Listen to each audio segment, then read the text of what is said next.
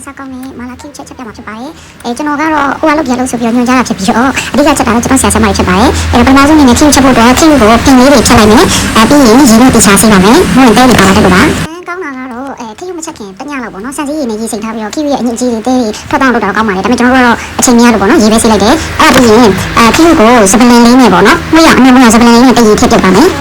လိုအပ်တဲ့ပစ္စည်းတွေပြင်မယ်ပေါ့နော်စက်သွန်ဖြူနှွားမယ်ပြီးတော့ဂျင်းကလေးလည်းနှွားထားမယ်မြူတီစိမ်းပေါ့နော်ပြီးအဲ့ဒါတွေအကုန်လုံးကိုထောင်းထားပါမယ်ပြီးတော့အစောကစပလင်နဲ့ပြုတ်ထားတဲ့ခီယူကိုရင်းနှီးပွက်ဆိုပြီး15မိနစ်လောက်ကြာပြီဆိုရင်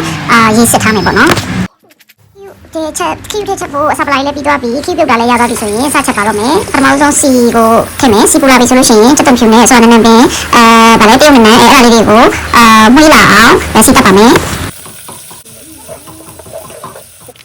ဆိုင်ကဝယ်ထားတဲ့မာလာရှန်ကိုအနှစ်သုံးဖို့ဟုတ်ဖို့အနှစ်ပေါ့နော်မာလာရှန်ကိုအနှစ်ကတော့ပိုကောင်းပါတယ်အဲ့ဒါကိုထည့်မယ်ပြီးရင်ရေလေးနဲ့ထည့်မယ်ထည့်ပြီးတော့ပပဆူလာရဲ့အထီးထားပါမယ်အနှစ်တေပပဆူလာပြီဆိုလို့ရှိရင်အစောကပြုတ်ပြီးတော့ရေစစ်ထားတဲ့ခီးတွေကိုအိုးရဲထည့်လို့ရပါပြီထားပြီးရင်အရသာနှံသွားအောင်ရောင်းမလေးနဲ့တိတ်ချာပုံမွေတင်မွေလုပ်မယ်ပေါ့နော်ပြီးရင်အဖုံးလေးပုတ်ထားပါမယ်အချုံမအရသာဖုံးလေးလိုသလိုအပုတ်နဲ့ပြီးထည့်ပါမယ်